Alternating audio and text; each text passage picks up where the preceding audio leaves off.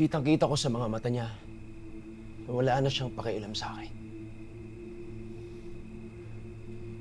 Iba talaga ang kutob ko eh. Iba na rin magsalita si Papa. Paano kung totoo nga na may kapatid ako?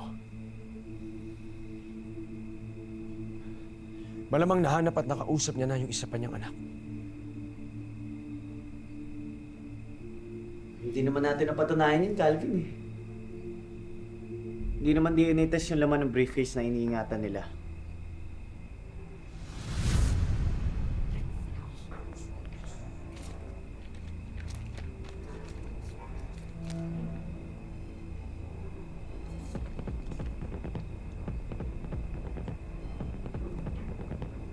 Ano to? Listahan to ng vitamins at maintenance si Papa. Ano kalokohan yan? Masaya ka na ba sa nakuha mo? Papa, Ngayon nakita mo na. May napala ka ba? hindi Papa. Huwag kang magsinungaling sa akin. Alam ko na may pina-DNA test ka.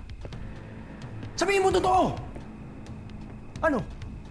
Naghahanap ka pa ng isang anak? May kapatid ba ako? Sorry, Calvin. Kami may kasalanan nito eh. Mali lang din siguro yung narinig namin kina Senyor at Hugo. Pero kung mali nga rin ninyo, ba't kakaiba ata kinikilos ni Senyor nitong nakarang araw? Baka may natago siya. Di kaya natunugan niya na may pinaplano tayo?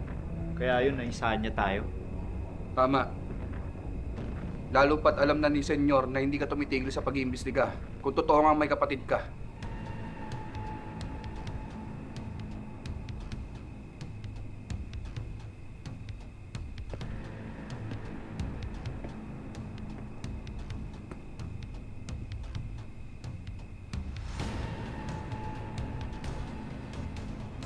Malalaman ko rin kung ano yung tinatago sa akin ni Papa.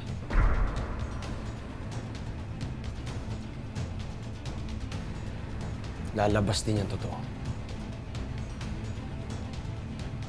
Kaya tama ang kutob ko. May isa pang anak si Papa. Kaya kung kausapin niya ako nitong mga nakaraang araw,